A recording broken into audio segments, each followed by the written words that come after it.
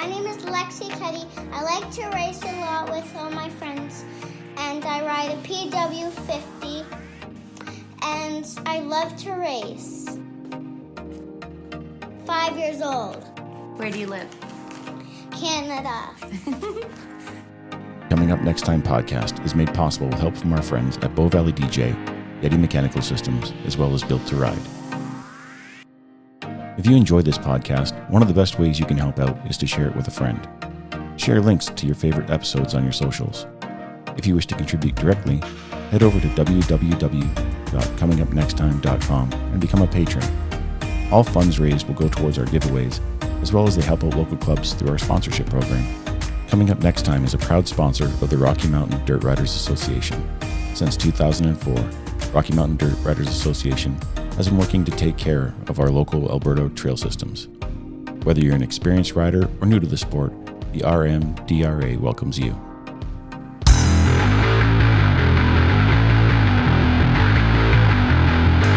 Hello everybody and welcome back to the Coming Up Next Time podcast. I'm your host, Barrymore. My next guest is a trailblazing transgender athlete and professional mountain bike racer. She made headlines in the early 2000s for her participation in women's mountain bike events, sparking controversy and debate within the sports community. But she didn't let that backlash stop her. Instead, she continued to compete and achieve considerable success, becoming a national champion and an outspoken advocate for transgender rights. In this episode, we talk about her journey becoming a champion both on and off the racecourse, as well as her efforts to encourage women to take up dirt biking. Join us as we dive into the world of professional mountain biking and hear from one of its most inspiring and influential figures.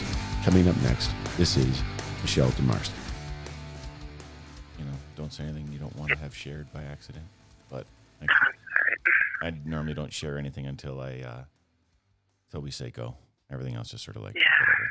And in most of the episodes, my life's kind of an open book anyway, so I don't really say too much. Yeah, I'd say I mean, not all of us have a documentary, right? Like, True. So things, I don't know, because like we chat a lot from when we first started talking, and you know, from our first hello till today, you're going through some things, and I just want to know if you want to talk about any of that stuff, or you want to keep it off the, like, out of bounds. No, I'm totally good because it's actually, I find it sort of relevant.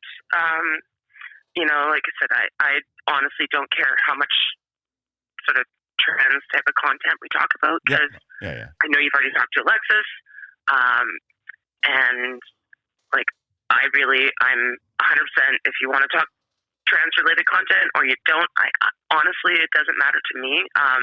But what I've been going through in the last couple of months with this identity issue, I think is kind of it's not unrelated to a lot of athletes that retire from racing going through sort of an identity crisis as well. Yeah, that's right. Like, and I think that's my feel. Is you've like, yeah, that's the way I looked at it too. And like, you know, this one is sort of specific because I'm going to throw the word gender in front of it. Yeah. But there is an athlete identity crisis that happens, or for some, that when you finish a life of professional racing, and then all of a sudden you stop and the media attention goes away and all these, you know, the team treatment and all these things just they go away. You move on to another phase, and you can. I think a lot of athletes would get into a position where they're facing an identity crisis before the next, you know, before they settle into the next life as well. And so I don't know if it's that different. You know, I don't think it is. So my take on it was like 100%. Like the way I saw it, I guess, is it like you're an athlete first, then you became a trans athlete, and I feel like your trans identity and your athletic identity became an identity, and then over time, just sort of like you're no longer that person, we'll say, because you're not in that chapter anymore. You're finding the new Michelle, and like we're about the same age. Like I don't know how old you are. I think I'm 47. 52. Yeah, so like we're really close, right? Like, and I'm like myself, it's the same thing, going through the same thing, finding the new me. So I don't think it's really all that weird or I don't unexpected. think it's weird. No. Yeah, the only difference is I'm throwing gender identity in front of mine. You know, other people go through what, everyone says is midlife crisis, or, whatever. you just get, whatever you want to label it as. It doesn't really matter. Mine is maybe a little more specific as far as what I'm going through, but tons of people, like, I've been just super open about this. Like, my whole last 4 or 5 months, I've just been really, really open about what I'm going through. And it's amazing the amount of people that have, especially women, that have said, yeah, I feel you, because I can relate, especially living where I do, up in the mountains, middle of nowhere. And it is so easy to just slip into that, jeans, leggings, flannel, every day. Don't take care of yourself because nobody's looking. Yeah. And it's everyone I talk to is like, yeah, I can totally relate. I understand what you're going through in a way. And I'm like, yeah, you know what?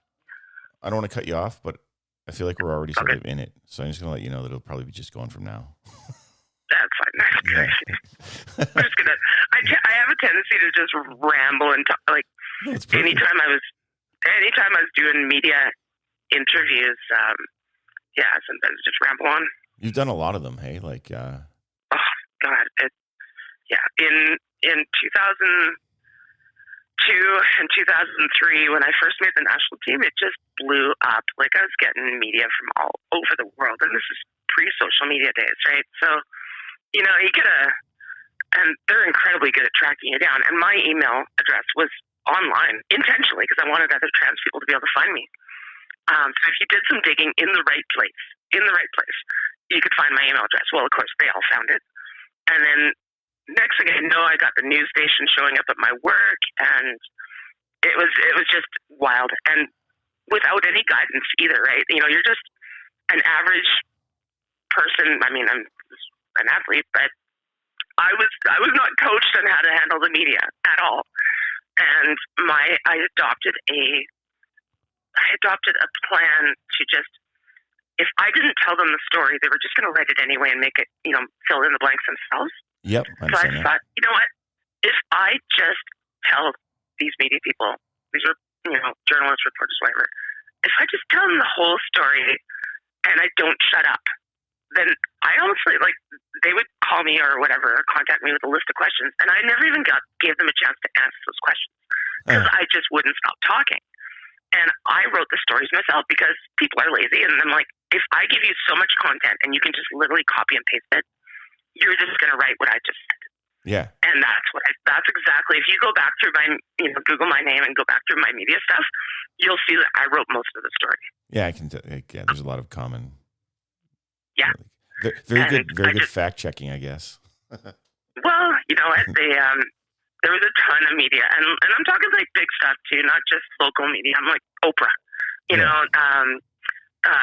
HBO Real Sports with Brian Gumbel, 60 Minutes, all these big media outlets, Sports Illustrated, all these, Outside Magazine, all these media coming together, different, types of media. But it was pre-social, right? Yeah. So, that's the difference. And I've said this multiple times to people on Instagram, TikTok, and stuff, is that it was a different time before social, like, because the media wasn't instant. You didn't have this one-on-one connection with everyone out there, and you didn't have this instant hate. Yeah. Right? Like, there just wasn't. I mean, we had forums back then, and I would actually go on some of the mountain bike forums, and I'd be reading the stuff, and I'd comment quite a bit, right? Like, someone's like, yeah, your chromosomes are this. I'm like, how the hell do you know what my chromosomes are? Don't make assumptions. There's all sorts of chromosomal variations, right? So, yeah, I don't know, just my media journey was kind of strange. Now, fortunately, there's enough trans athletes that have come up in my wake that have taken the heat off me. So I don't get those calls from New York Times anymore, the Washington Post, whenever a trans athlete does something, which used to be every time there was an Olympics came up, or Leah Thomas, won some race, like someone like that, they would call me for a contest, comment. And now there's so many other trans athletes that I'm like, that flag has been passed on, which is, kind of good in a way. It's kind of what I was actually hoping for originally. Yeah. And inevitably, sooner or later, other trans athletes are going to come along. I'm retired. I've been retired for over 10 years. And, it's bound to happen sooner or later. So one of the things I want to talk about, I guess we could go back to the beginning. It was like 2001 or 2002? So you're talking about like how I got into the racing scene, or? Yeah, sure. We'll start with the racing. Okay. So I've been a mountain biker all through the 90s, right? Like from the original, even in the 80s, I was into mountain bikes when they were just really archaic. You know, we're talking rim brakes, the first suspension that ever came out. I broke a million bikes, but I was on Vancouver's North Shore, and the terrain there is just insanely hard, right? And so I grew up in BMX and mountain biking, and this was I think it was in 2000. I was riding up Gross Mountain in Vancouver to meet up with a group of guys, and I was running late. So I was trying to get up the mountain as quick as I could. I got up to the meeting point, and they were already gone. And I'm like, they were riding a very sort of remote trail, and I didn't want to tackle it by myself. So I actually turned around, went back down the road to another, more well-established trail. I come down the road, and I come around the corner, and here is 12 women and a camera crew. And they pull up, and I'm like, what are y'all doing? And they're like, we're making a women's mountain bike film. And I went, okay, that's cool. Do you mind if I tag along? Like, I know this trail really well. And the first feature on this trail is like a 7-foot drop-off, right? And they all kind of looked at each other like, is anyone going to, do this? And I'm like, well, I ride this all the time. I'll just do it. And I did it, and the camera crews had set up, and they all kind of looked at each other like, who the hell are you? So I rode that whole day with them, and they're like, do you race? Because I figured out they were all racers from all over BC. Yeah.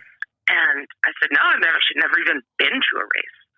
And they're like, the irony, because some of the ones who invited me to go racing are the ones that protested me later on. Yeah. And so, yeah, that was the start of it. It literally, if I hadn't been at that right place at that right time, I may have never started racing. So all these girls just kind of like, they all knew each other. It was like a little elite clique but welcoming. Don't get me wrong, they didn't know I was trans at that time. And so I just went, I rode, and I was in this women's mountain bike film, and next thing you know, I show up at a race. And that was it. Rest is history. I won that race. And I won the 3 after that. And then they pulled my license. The Cycling BC suspended my license because there was so much controversy. Yeah. And so they deliberated over the winter. I was fortunately training because I expected to get that license back. And so I was training over the winter. And March of 2001, got my license back and just dove in head first. Like, I went all across Canada. I was doing all the Canada Cups. And yeah, it's just that, one of those weird moments in life that just changes the direction of your life. Yeah. I just have a question about that time. So, like, when they pulled your license, okay, we'll back up. You'd never raced before, and now you've done your first race, and we'll say your first 5 races, and you won. And so, was that it? Was that like, were you hooked now for racing? Oh God, was I ever? Yeah, because racing, like I competed in snowboarding before, in the late 80s, early 90s. So I had the racing bug in me. I did motocross when I was like 12. So I've been around racing before. I just never really the culture of Vancouver's North Shore is actually, in those days, was kind of anti-racing, or it was the opposite of the racing community, right? It was people pushing limits, jumping off cliffs, and breaking bikes constantly, and just doing these things that the bikes weren't really designed for. Okay. And they really had a mentality of anti-racing. Not that they would come out and say, we hate racers or something like that. It just, most of the people I knew weren't actually racers. They were just I can remember those days. Off.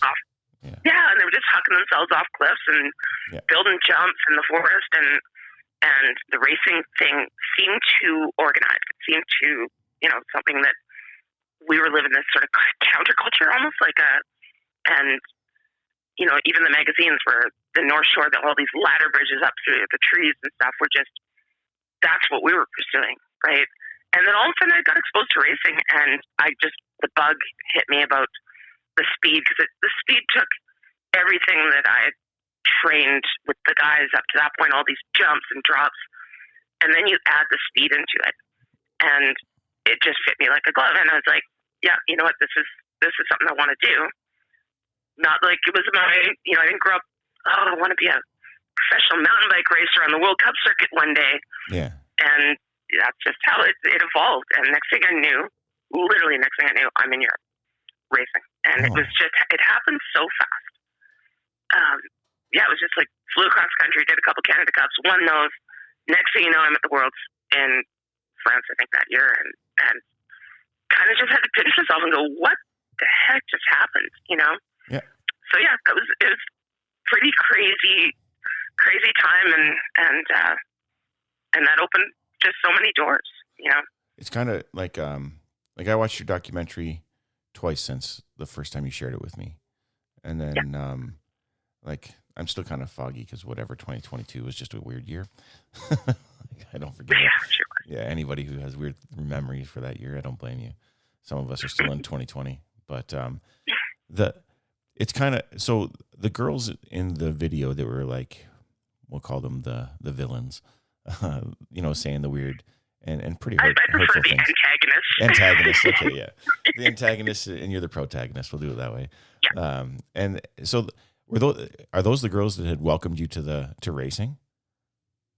So those girls were there that day we made that mountain bike film. Yeah. And so that's why I said the irony of the fact that they were the ones that were passing around these petitions, trying to do everything they could to get me removed because I was winning. And, this is not something new. This is, if you're trans as an athlete and you get second place or third place, nobody gives a damn. Yeah.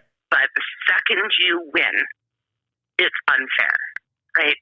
And this whole, I don't want to, we can do a deep dive if you want on the issue of fairness in sports, but the argument has not changed. So that was 2001. Yeah. I'm still seeing that same damn argument today with trans athletes. The argument has not changed. And it's so ridiculous. Someone telling me that it's unfair. And I'm like, yeah, you know what? Maybe in your mind because you're a recreational athlete, so you're not on the World Cup circuit. This isn't your job. No one's paying you to do it. But let me tell you, in professional racing, or professional athletes in general, it's all about maximizing your advantages, right? And so that is the dichotomy that I had to deal with back then. And I'm like, the argument has not changed. So these girls that were passing out petitions trying to get me banned, there is a clip in the documentary of the race official at that time denying their petition because I had an active license given to me by Cycling BC, which is related to Cycling Canada, which is related to the UCI, the international governing body. So, fortunately, living in Canada, I was able to change my birth certificate. My birth certificate says female, right? Yeah. And that was the reason that I got to race, both locally and internationally, because Canada was progressive enough in the 90s that allowed you to change a birth certificate. That opened the doors. And had it not been for that, it would have been a way different thing. So I never had to sue for my right to race. Back in I think it was late 70s, early 80s with Renee Richards, who was the tennis player, she had to actually take the Tennis Association to court for her right to play, right? And I grew up with Renee Richards as sort of this kind of idol, she'd kind of done it first. She was like the first trans athlete she didn't make a mockery of it. She was just a trans athlete. Yeah. And so I kind of grew up with this woman being a bit of an idol. And then as soon as I made it onto the world stage and had all this media coverage, somebody went and interviewed her, and she was a bit of a recluse, so they managed to track her down. And she told me to stop. She told me to cease and desist and that I'm on a bad path and all this. And I'm like, are you fucking kidding me? Like, you're my hero. Here's this woman that I looked up to. And, at that point, that really hit me. And I went, you know what, screw this. I am going to be that positive role model for other trans kids from this point forward. Like, I'm going to put myself out there because I don't want another kid getting disappointed, because literally in those days, there wasn't a lot of trans people in the media, certainly not positive representations. No. And so, yeah, that one just, as soon as she said I should stop and cease and desist, and I'm like, damn, bitch, you've been there. Like, you know exactly where I'm at right now, and you're telling me to stop. And just because that was even her, it was in late 70s, early 80s, that was a different era. It was all super, super sensationalized. Whereas mine, I tried to keep it more focused on the athletics part of it and my racing, and people would ask me about transition and love life and all these things, and I'm like, no, racing. I'm an athlete first, trans second, you know. Okay, that makes sense. Like, well, I mean, yeah, you are an athlete, so you just happen to be trans. Like, that's exactly how I looked at it, and I was like, you know what, my path of life led me to this place. I didn't choose this. I didn't grow up dreaming of standing on top of a podium one day. Yeah. It's literally just a bunch of opportunities that came up. I made the right choices. I made it to that world stage and stood on that podium and heard the Canadian anthem played. It was pretty, pretty momentous at the time. Like, it was a big deal, you know. For you, or would you say, like, because we none of it was a big deal for everyone. Yeah, it was obviously a big deal for me, but the messages, oh my God, the hundreds and hundreds of messages I get. Again, in those days, it was pretty social. So it was on forums, email, the chats, just the not very private. Outpouring. Yes, it was very one-to-one. Yeah. But just hundreds of messages from people all over the world going, I just didn't know anyone like you existed, and you've given me hope. And I was, this is dark, but these people, I was going to kill myself. Yeah, that's before crazy. I saw your story, right?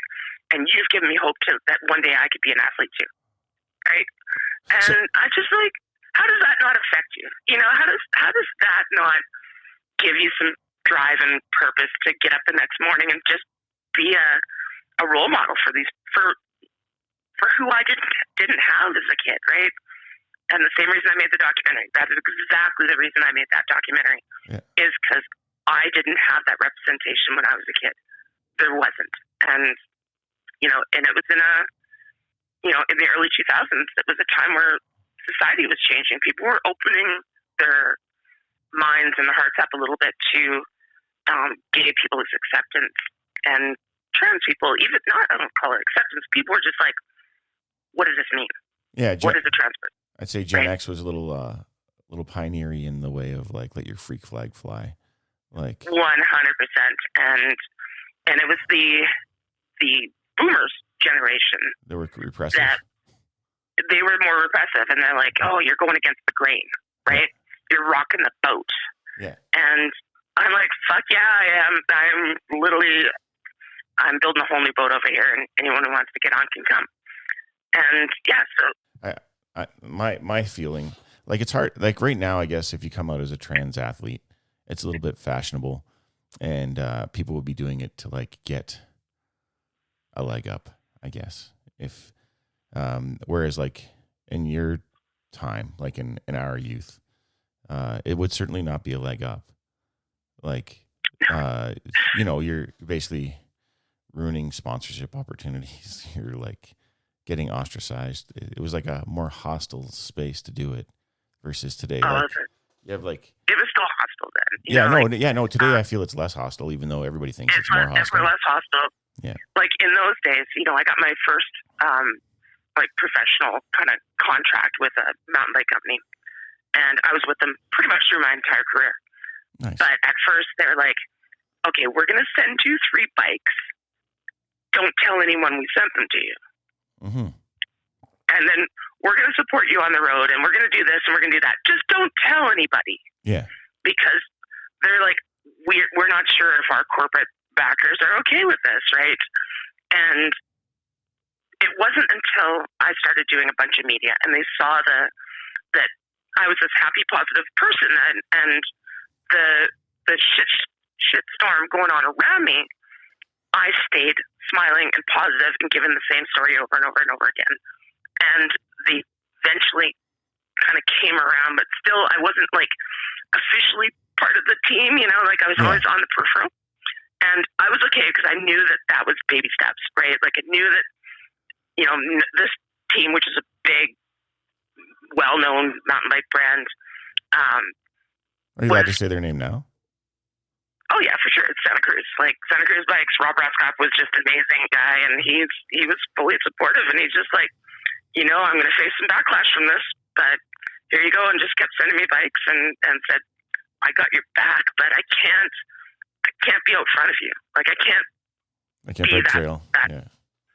Yeah. So he's like, I support what you do, and I just want to make sure that you can make this dream come true, kind of thing. And I'm like, I appreciate that, baby steps, And there certainly wasn't a lineup of other teams willing to put me on their factory teams. So, I did a lot of it kind of as a privateer.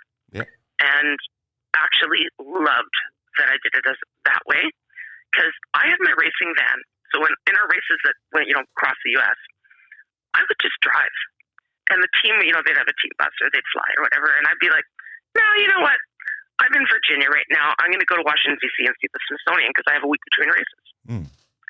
Nobody else got to go to the Smithsonian. And, so I lived it as a privateer, and I actually really enjoyed it. There's definitely hard moments because you're, middle of nowhere by yourself. But, that was how I made it work. And nowadays, you still don't see a lot of trans women on factory teams. Kate Weatherly, she was racing pro downhill, and she's got good support from Da Vinci, which is awesome. Yeah. But it's still, you think 15 years later, is there really, has there been that representation yet? No, I'm not 100% sure. There's trans athletes in the Olympics now. But even that comes with its own issues. They've got their own ball to push up a hill kind of thing, the same way I did. And I think athletes, period, have their own ball to push up a hill. It just hell yeah, weighs a different amount depending on who you are, I guess. 100%, and and it's just one of those things that throws a little bit of a different wrench into your plans. But I made it work. I had a really, really supportive partner, and my partner at that time was trying to be on the Canadian Olympic women's hockey team. So we would spend 6 months. I'd be supporting her in the winter, and she'd spend 6 months supporting me in the summer. Nice. And it actually, unfortunately, she didn't make it. She was good, but she was too old for the team.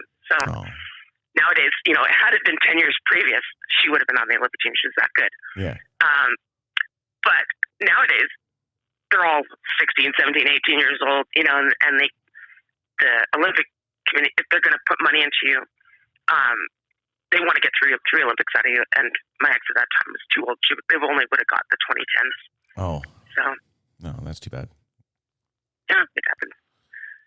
Amazing hockey player, though. Oh, beautiful to watch her play. That's awesome. That is awesome. So this whole endeavor, I guess, has been the passenger in your car your whole life, I guess. I don't know how else to describe it. Like, you've always been Michelle, the trans mountain biker, and every time the media talks to you, they always talk to you through that lens. Is that fair to say, or?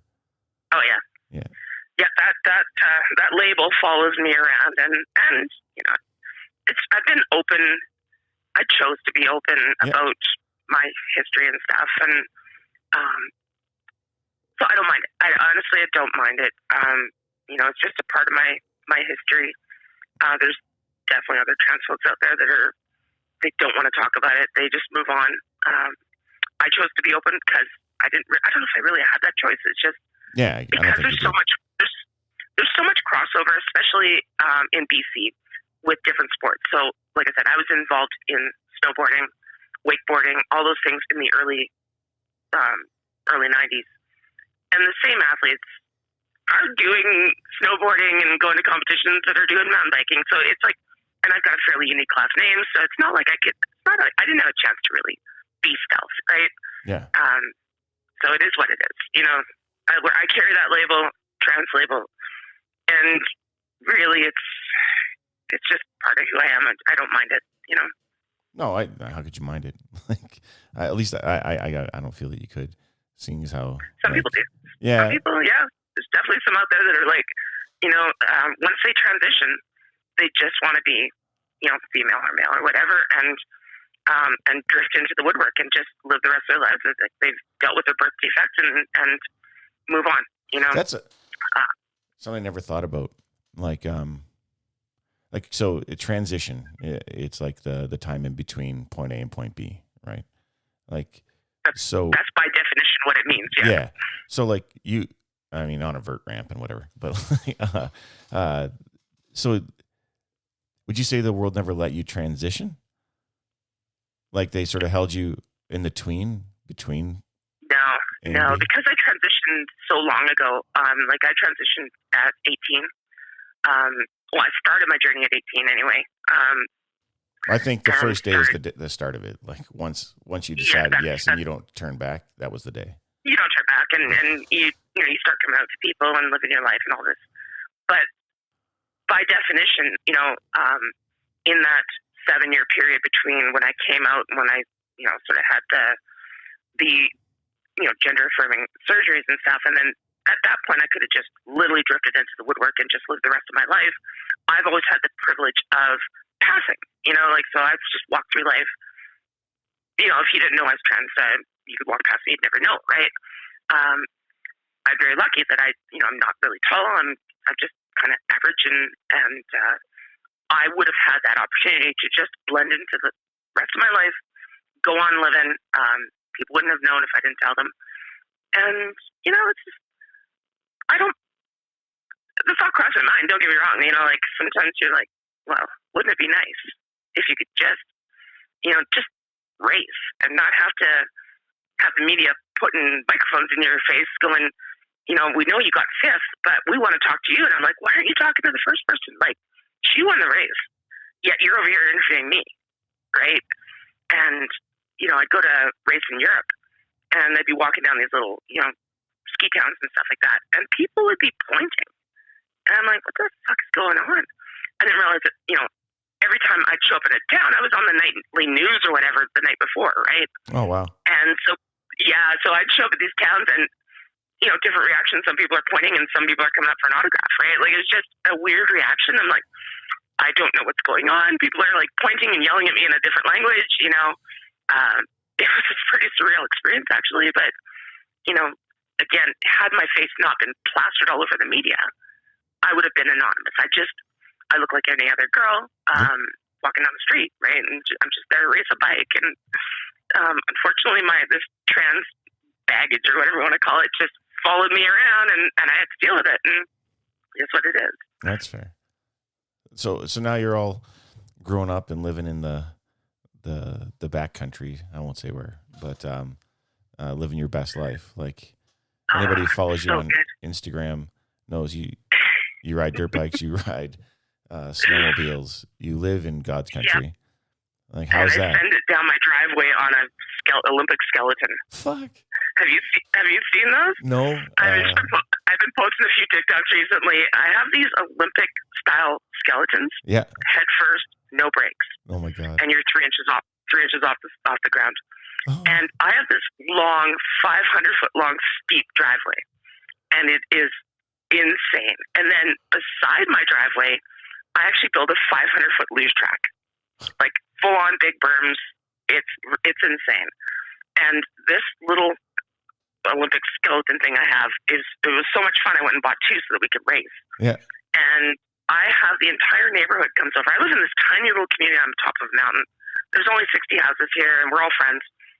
And on a weekend, my driveway will be full of kids, and we shuttle, you know, the kids up with the side-by-sides, and then we rip down on these skeletons. And they're literally head first, no brakes, 50 kilometers an hour by the time you're at the bottom of my driveway, 3 inches off the snow.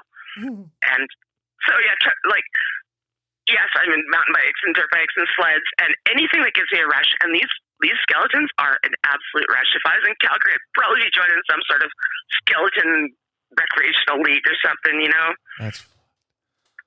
Oh my God. Is it so? It was always your Oh, dream yeah, to no, die doing sports? I'm just in for the thrill. I tell you, like, I'm just a thrill junkie, and you know, the dirt bikes. I've ridden dirt bikes since I was 7 years old. Like, I grew up on two wheels, right? Yeah. So dirt bikes, BMX, mountain bikes, like just anything with two wheels, I'm all over.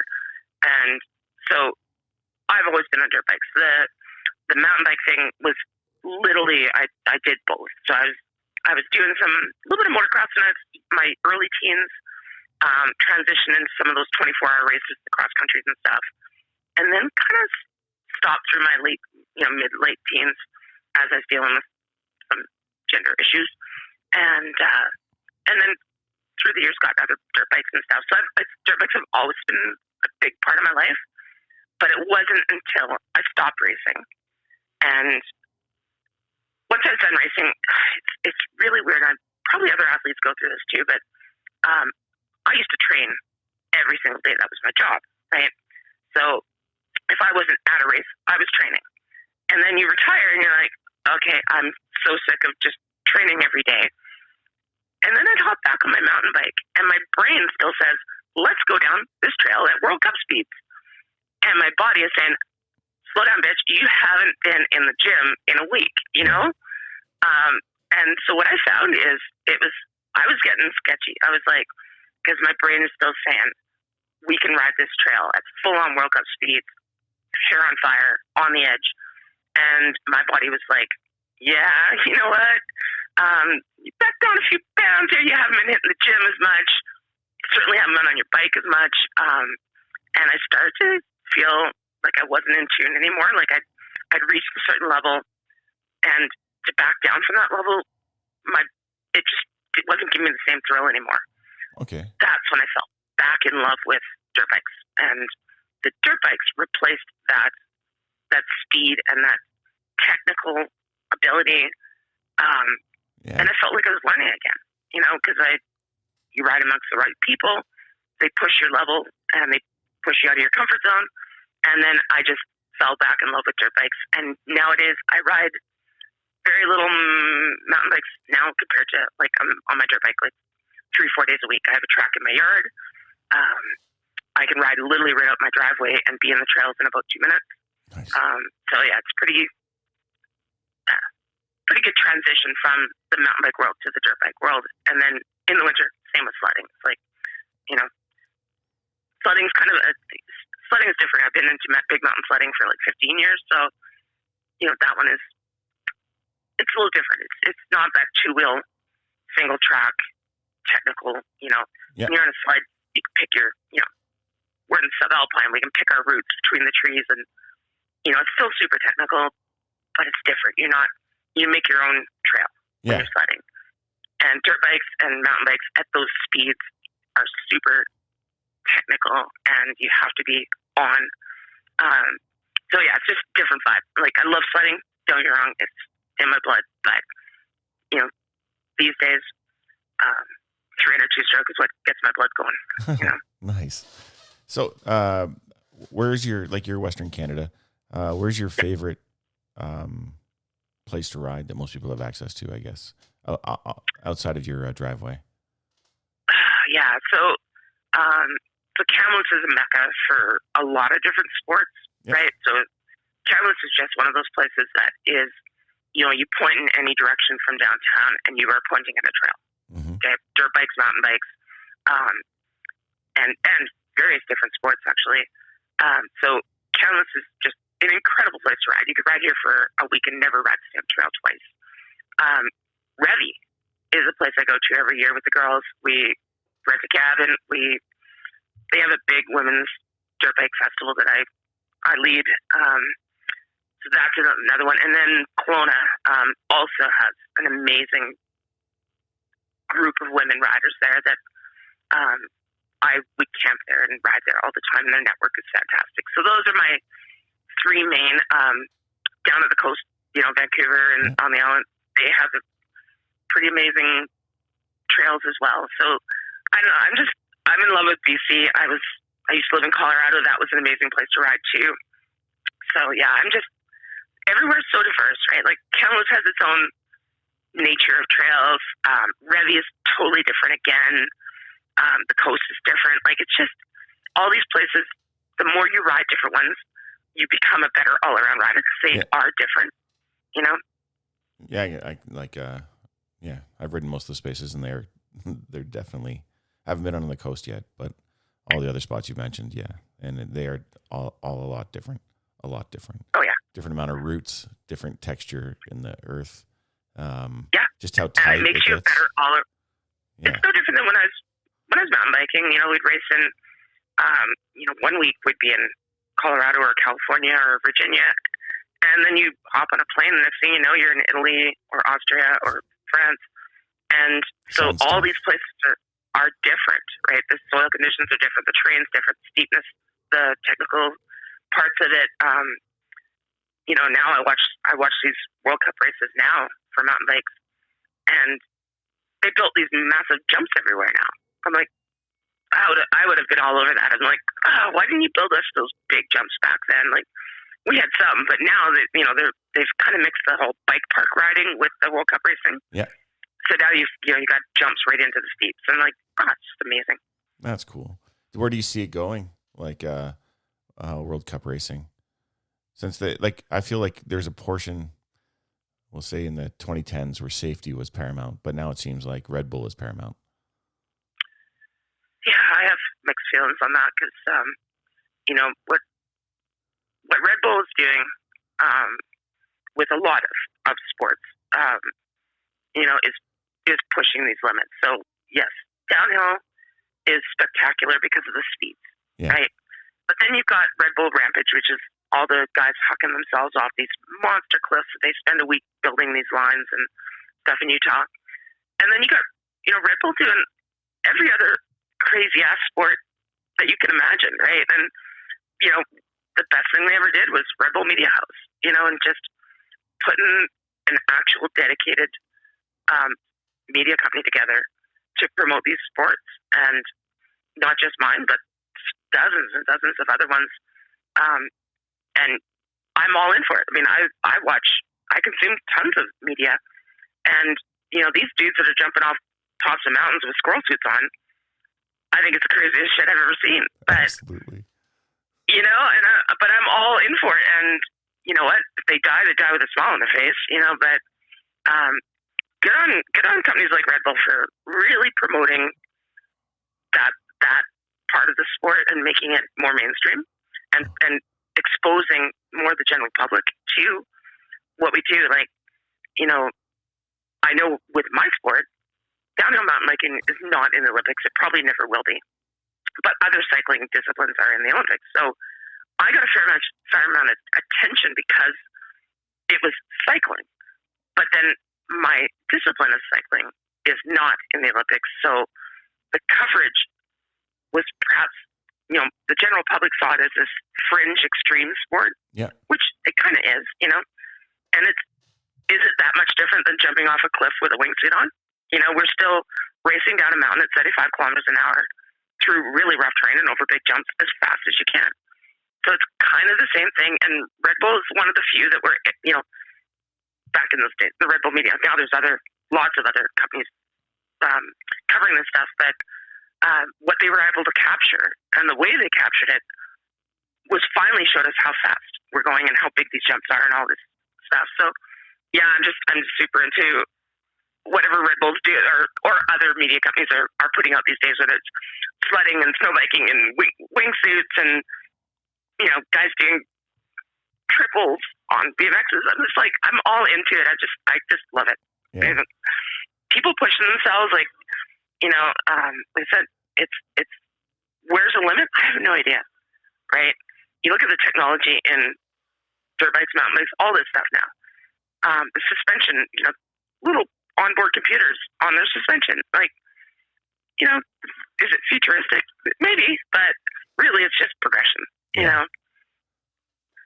Yeah, I think that it's like the average rider gets access to what the factory teams used to have like 5 or 10 years ago. Yes, and exactly. It's just leveling the field once the costs come down, well, I guess. Yeah, and the technology, like, is changing so quick. And that can be hard to keep up for the average person, right? Maybe less so in dirt bikes, actually, because the technology in dirt bikes the generic technology hasn't really changed. The design of the frame, the linkage suspension, nothing has changed in years, right?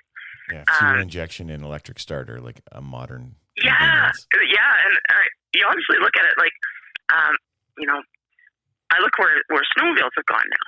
They have changed so much in 10 years. The positions we stand in, the way the ergonomics of the machine, the way the machines handle in the mountains. I have a starter on my sled that doesn't have a battery or a starter motor, and it still starts my sled by a capacitor. And I'm like, that's pretty cool tech. That's really neat. And how they've made the sleds.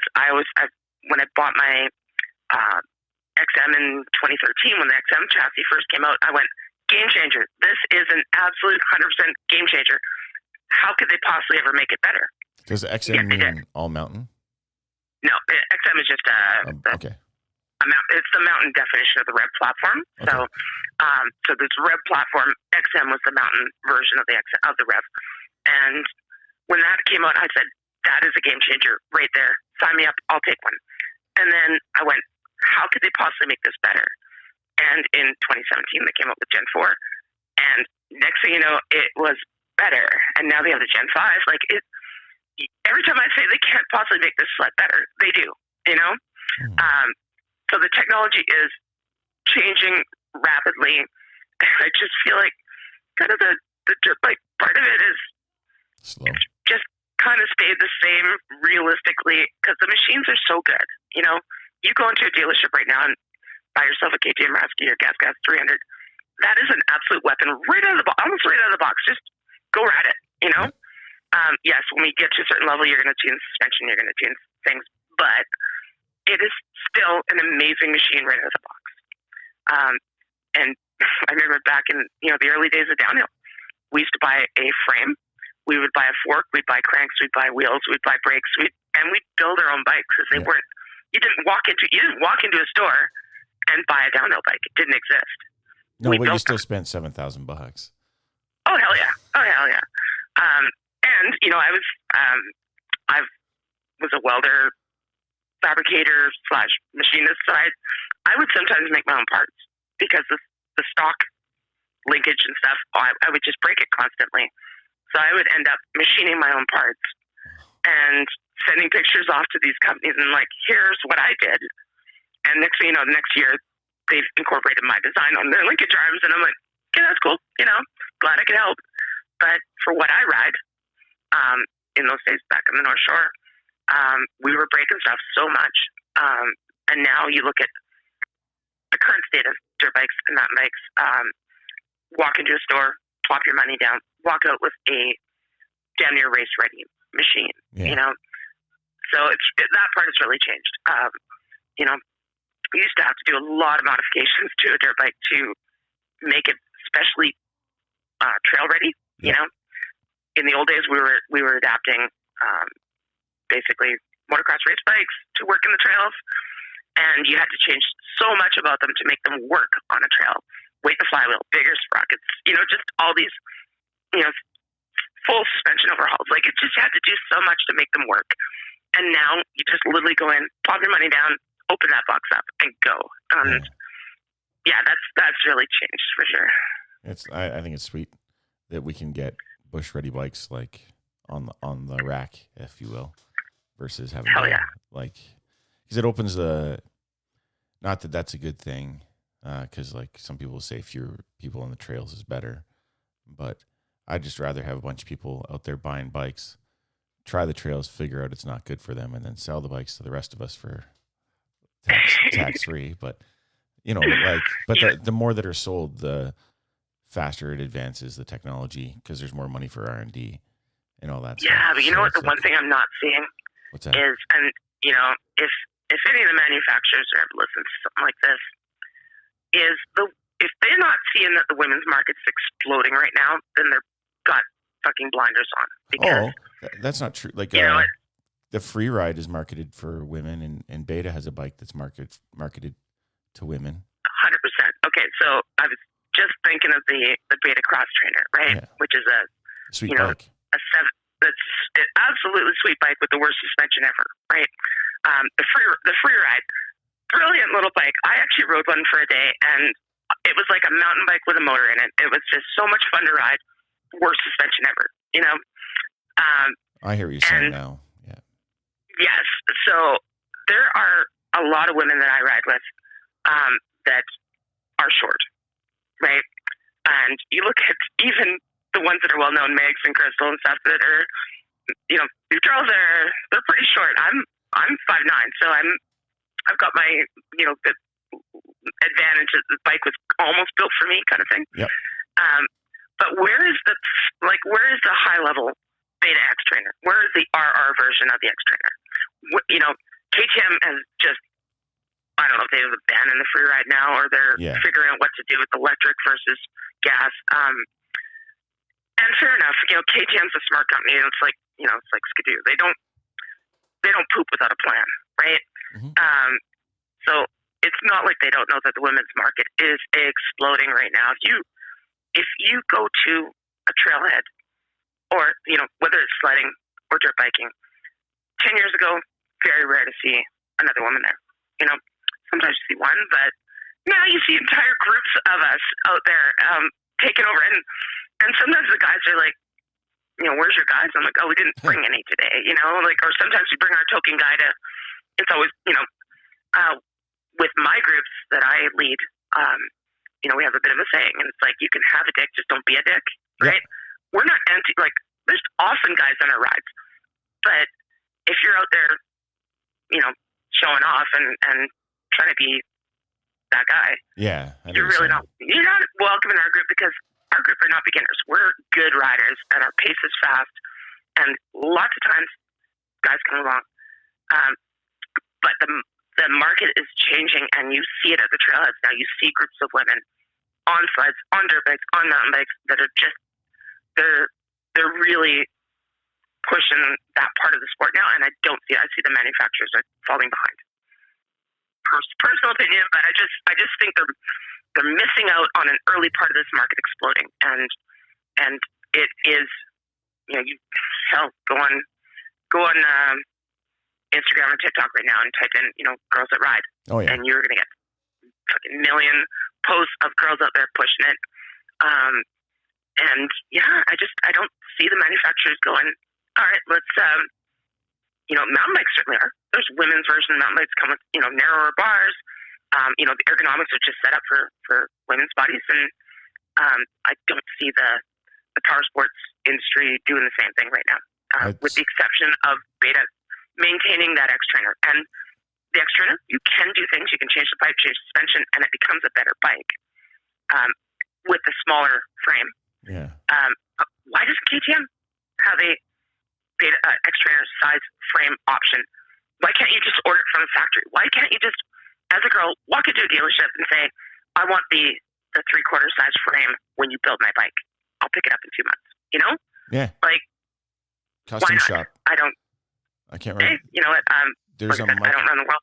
Oh no, Beta does it. Beta has a custom shop online. You can build your Beta, so you can get the cross trainer with better suspension right off the bat, like from them pre-ordered. Can you? Yeah. I don't know where. I think that's cool. I'm pretty sure it was Beta has the build your own. Because when I was looking for Paula, I went through everywhere, and I kept coming back to Beta. She wanted to sit on one, and we couldn't find one to sit on, so she ended up with a Honda. But I feel like whatever, that'll probably be her next bike, like when she outgrows the Honda. But again, she's like slow to decide that she's outgrown one.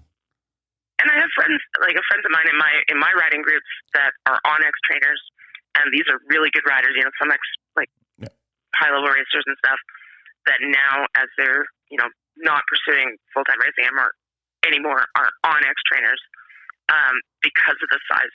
You know, they're shorter, and you know, like I said, you know, it's just one of those parts of the industry that's changing right now.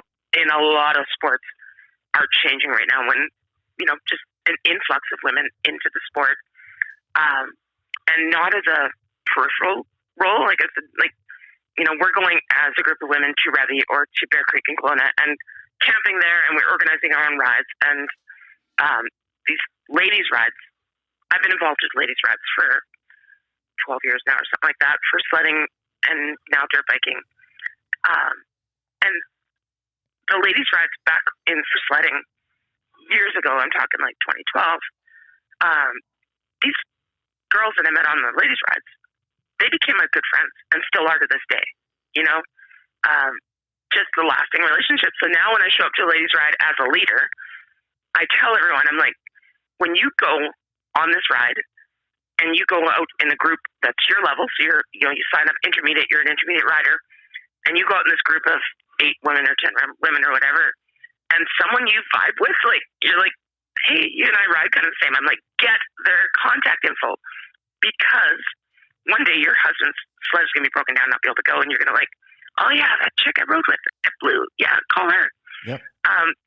So I'm always trying to promote women connecting with others and forming these communities, and that's essentially what I've tried to build over the years of with sledding and dirt biking is these, and used to be mountain biking back when I was in Vancouver, but just these communities of women, because I find anyway, the vibe is so different amongst women. We support each other, right? Yeah. So you can push yourself past your comfort zone a little bit when you've got 10 other people there trying to catch you. If you mess up a line, there's someone there to catch you, or cheer when you make it. And I've been on lots of the guys' rides that are basically, for better words, pissing contests. Big dick. If you didn't make it, well, you're a loser. And where the women are like, oh, go try it again, we got you, right? And I just love that vibe. I really do. And I'm just trying to support it and build it and lead it. And that's what makes me happy these days is, my pro racing days are well behind me, but it doesn't mean I can't be involved with what's currently happening with women in these sports, needing a leader. And I've just always been a leader. Like when I trail ride or sled and stuff, I'm always leading. Yeah. So I'm used to it, and I set the tone. So if I'm taking care of everyone, then everyone else gets that vibe of we're here to take care of everyone. There's certain rides that if I'm with a certain group of really fast people, like some days we're like, yeah, this is just a heart rate ride. We're going for a fast pace. We'll wait at the next trail intersection, but we'll say it beforehand. We're just like, okay, we're here for a fast ride today. This isn't let's try things 3 times. That's fair. So you, I want to go back to the Revy women's ride. When does that take place? The Triple B, the Revy Triple B. Yeah, it's base bikes and beers or something like that. I don't know what the 3 B's. I think that's what it stands for. My first year at the Triple B was 2014. And with the cool part about Revy one is it's kind of held, like all the trails there kind of come together. So both halves of the riding area both come together at the dirt bike track, which is also right next to the Glacier Lodge. So they got all the cabins and the big lodge and stuff like that. So they've always kind of held it out of there.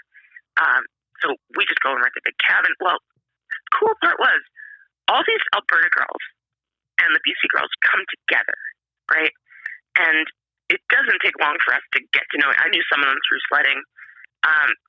So, sometimes we just come together and it's like, you're like, oh my God, BC versus Alberta.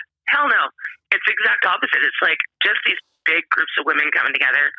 The Triple B is one of the bigger ones around. So I think we have like, I think it's 75 or 80 women in total, broken down into groups.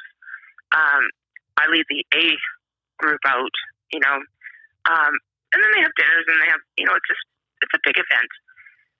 But Revy is just such a cool place to ride because it's kind of this, they don't have like, Jones has 10 different riding areas. Revy has one, one main one that I'm sure the locals have their own, but the one main riding area. And it's just so perfectly designed for holding events like this. Yeah. So yeah, it's one of those things. And then of course COVID came along and messed it up. And it was brought back this year with another Emily Roberts leading it. organizing it and stuff like that. And she did just a fantastic job this year, and everybody left with just a smile on their face. There was clinics put on by Traction E-Reg. We broke down multiple different groups, and like I said, I lead out the A group. Just a really cool gathering of, and the Revy one is a little bit different because you get these Alberta girls coming out from that side. Yeah. Whereas the ones around here, the Bear Creek ladies rides and stuff, tend to be more Okanagan, North Thompson, like people, and maybe some people from the coast too. Okay. So a little bit different vibe, not different vibe, just different people.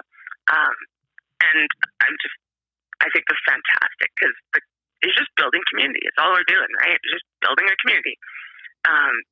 And this year, the Bear Creek Ladies Ride in Kelowna, the one in September, had another woman organizing it who did just next level. I'm talking like the best ladies ride, sledding or dirt and biking I've ever been to.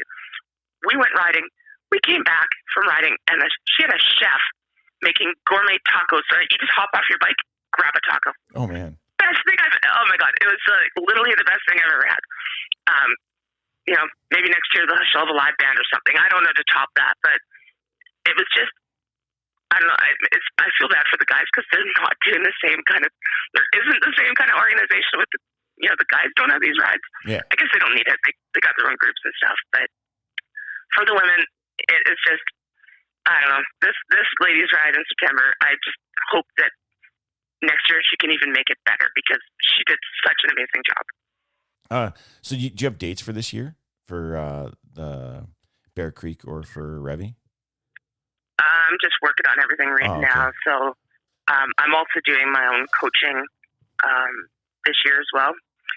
So I don't know. It's been a weird year. Like I said, the last part of 2022 was really weird. Yeah. Dealing with some personal stuff that I was going through to try to get, I own my own business, so I'm running that, and then organize coaching and guiding and all these other things. It's been a little bit much when my head wasn't 100% in the game. Yeah.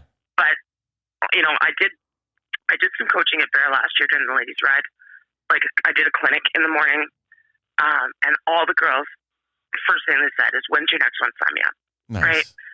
That kind of feedback is what I want to hear. Obviously I'm doing the right thing.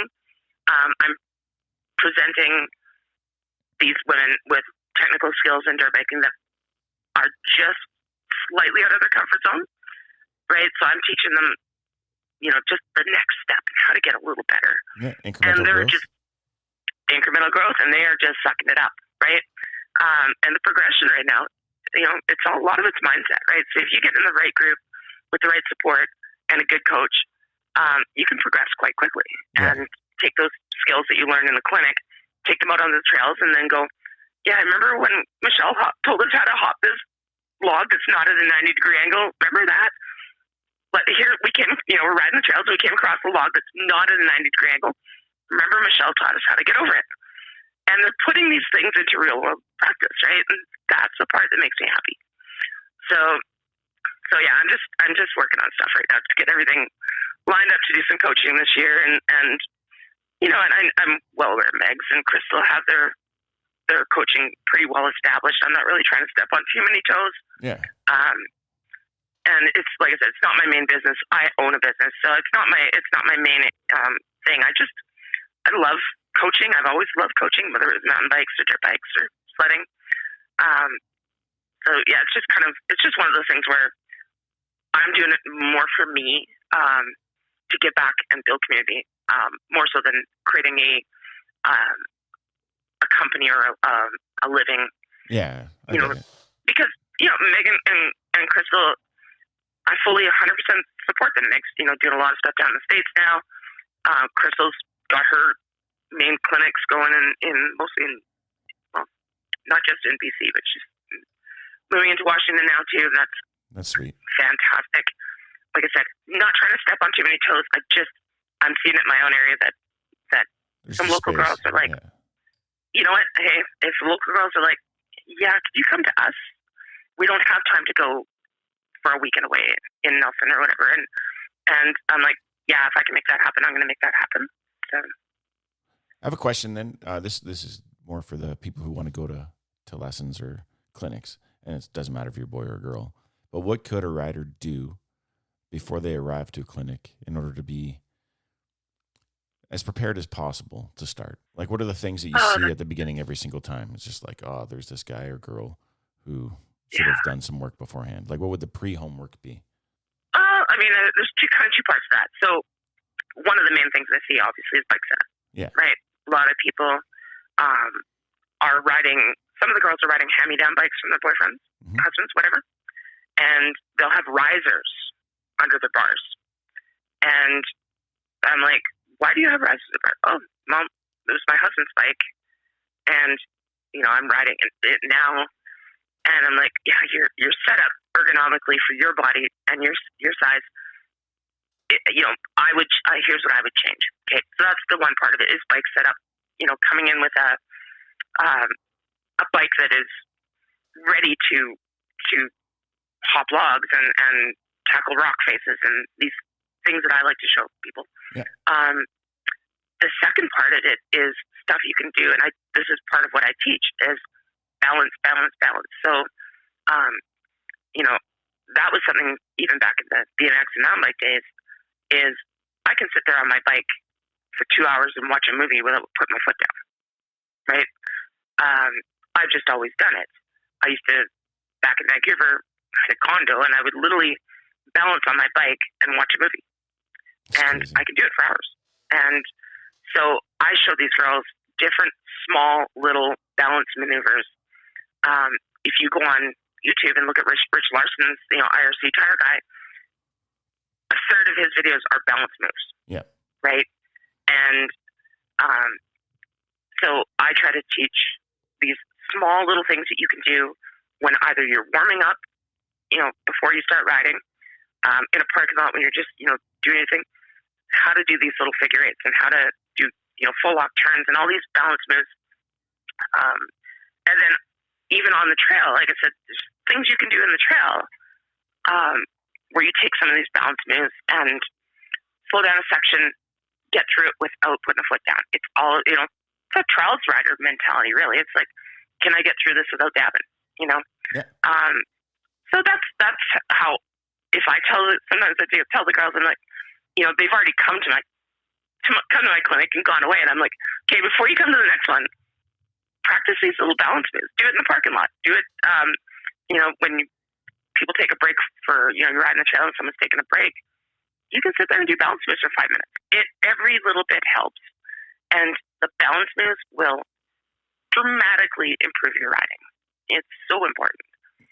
So yeah, that's one of the things I just try to reinforce in people is that two wheels, the nature of two wheels requires balance. And the more you can work on balance maneuvers, the better your riding is going to become. Like I feel like if everyone could just arrive at these things ready to ride, past the like safety speech, they're all maximizing your time and their own time. Like 100%. It's better. But in my experience, like a lot of the girls are new. There's, I want to tackle a different perspective on that as well, because this is something I've had to deal with when I've actually dealt with it myself. Is those nerves before showing up to an event or a clinic or a group ride for women that haven't, and this, no, I shouldn't say women because this can apply to guys too. Yeah. For someone showing up to an organized group ride or a clinic or an event, those nerves of thinking you are going to hold everyone up or stand out like a sore thumb or not fit in or it's going to be really cliquey or I've had to, with sledding, especially with the ladies' rides, I get all these messages. I hold an event for ladies, for the ladies' ride, and I get messages from ladies like, I've never unloaded my sled before. My husband always does it. And I went, not a problem. I said, either we will teach you or we'll do it ourselves. Like, one of us will do it for you. Don't let that be a hindrance to you coming out and have a good day. Yeah. Right? That is such a small part of what we're going to do today is if you are afraid to unload your sled out of the back of your truck or off a deck, don't worry. I'll do it for you. I don't want that to be the hindrance. With dirt biking, I know I felt this myself when I, first moved to Kamloops. I showed up at a ladies' ride, and I was like, just the nerves. I'm like, oh my God, who's going to be here? Am I going to be the weak link? I didn't know. It's all these things that go through your head, the mind games we play on ourselves. And I often have to, someone will send me a message, say, I'd really like to show up, but I'm so nervous. Oh. And part of my job is to reassure them that we got you. Like, we just please come and we will welcome you with open arms. And I want you to learn. I want you to have a good time. So, just be prepared to ride. Just show up as a rider. You are just a rider like anyone else is.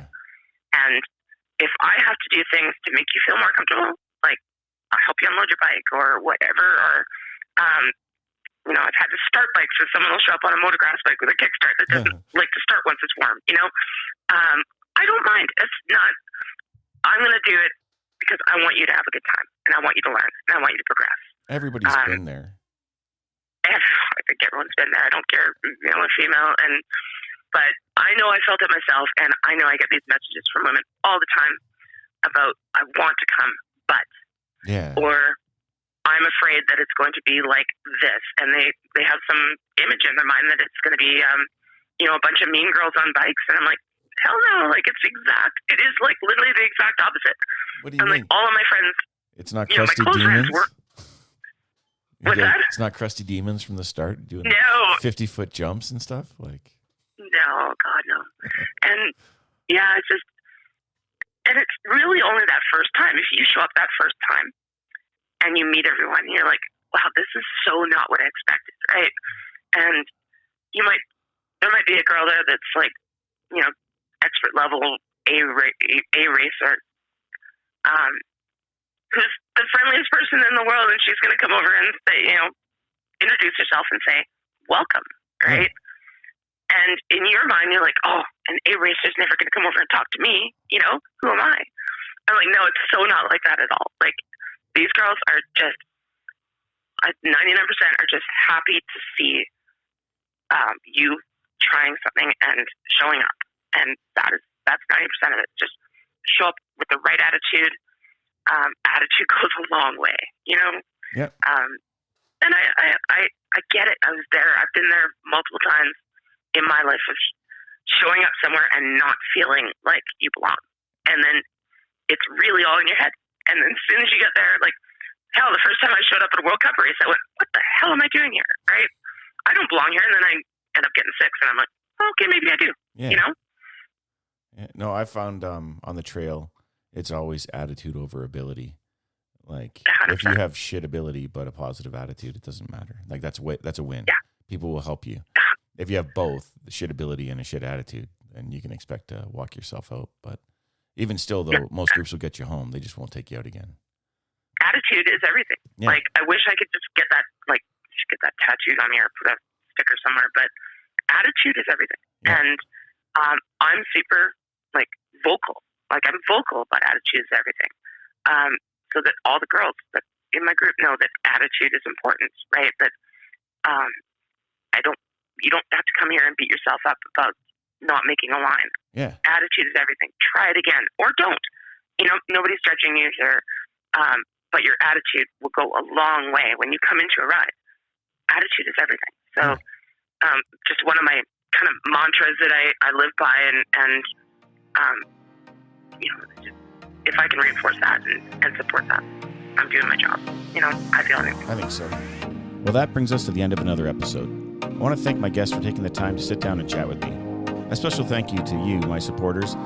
Without you, this would not be possible. If you enjoyed the show, give it a 5-star rating. And if you haven't already, be sure to like, subscribe, and share. If this is your first time listening, I encourage you to take the 3-episode challenge. Once again, thank you for your continued support, and stay tuned to find out what's coming up next time.